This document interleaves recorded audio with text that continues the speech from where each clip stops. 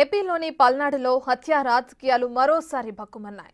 మాచర్ల నియోజకవర్గంలో ఇద్దరు టీడీపీ కార్యకర్తలు దారుణ హత్యకు గురయ్యారు. వెల్దుర్తి మండలం గుండ్లపాడుకు చెందిన వెంకటేశ్వర్లు, కోటేశ్వరరావు బైక్పై వెళ్తుండగా ప్రత్యర్థులు కారుతో ఢీకొట్టారు.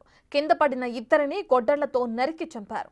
వైసీపీ ప్రభుత్వంలో గుండ్లపాడుకు చెందిన తోట చంద్రయ్యను ప్రత్యర్థులు నరికి చంపారు. ఇప్పుడు మళ్లీ అదే గ్రామానికి చెందిన టీడీపీ కార్యకర్తలు హత్యకు గురవటం చర్చానీయాంశంగా మారింది. అయితే గతంలో హత్యకు గురైన చంద్రయ్యకు ఇప్పుడు చనిపోయిన ఇద్దరికి ఎలాంటి బంధుత్వం లేదని తెలిపారు పోలీసులు.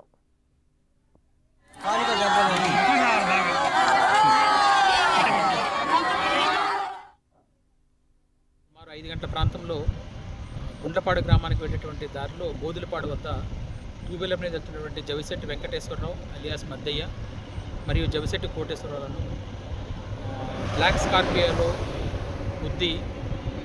గుద్దడం జరిగింది. ఇందులో చనిపోయిన వారికి కోట చంద్రయ్య గారి కుటుంబానికి ఎటువంటి బంధుత్వం లేదు. మరియు ఇద్దరు కూడా టీడీపీ పార్టీకి చెందినవారే. దీనికి గల కారణాలను మరియు నిందితులను పట్టుకోవడానికి అందరం కూడా దీని విషయంలో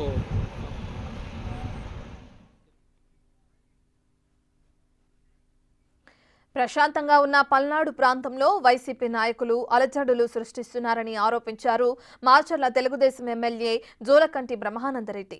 మాచర్ల నియోజకవర్గంలో ప్రశాంత వాతావరణం కల్పించాలని ప్రయత్నిస్తుంటే మాజీ ఎమ్మెల్యే పిన్నెల్లి రామకృష్ణారెడ్డి హత్య రాజకీయాలకు తెరతీస్తున్నారని మండిపడ్డారు. ఈ జంట హత్యలో వారి ప్రమేయం ఉందన్నారు. ఒకటే హెచ్చరిస్తున్నాను, మీరేదో ఇలాంటి కార్యక్రమాలు చేస్తారనే నేను గ్రామాల్లో పార్టీ కార్యకర్తల్ని పిలిచి కూడా మందలిస్తూ ఉన్నాను.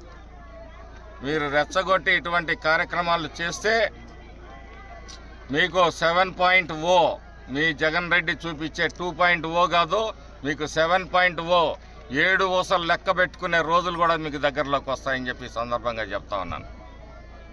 పల్నాడు ప్రశాంతంగా ఉంది. ఈరోజు ప్రశాంతంగా ఉన్న పల్నాడులో చిన్న చిన్న సంఘటనలను కూడా రెచ్చగొట్టి ఆ రోజు పశువేమల్లో ఒక కుటుంబం మధ్య హత్యలు జరిగితే మేము ఎక్కడా కానీ మొదటి దాడి జరిగింది కానీ రెండవ దాడి జరిగింది అనే విషయంలో హాస్పిటల్లో పరామర్శించాను తప్పితే నువ్వెళ్ళి అక్కడ శవరాజకీయాలు చేసే ప్రయత్నం చేసావు పిన్నెల్లి రామకృష్ణారెడ్డి. ఈరోజు దీని వెనక ఎవరున్నారు ఏంటనేది ఖచ్చితంగా తేలుస్తాము. తేల్చి మీ అందరినీ కూడా 7 ఊసలు లెక్క పెట్టే పరిస్థితులు తీసుకొని వస్తామని చెప్పేసి సందర్భం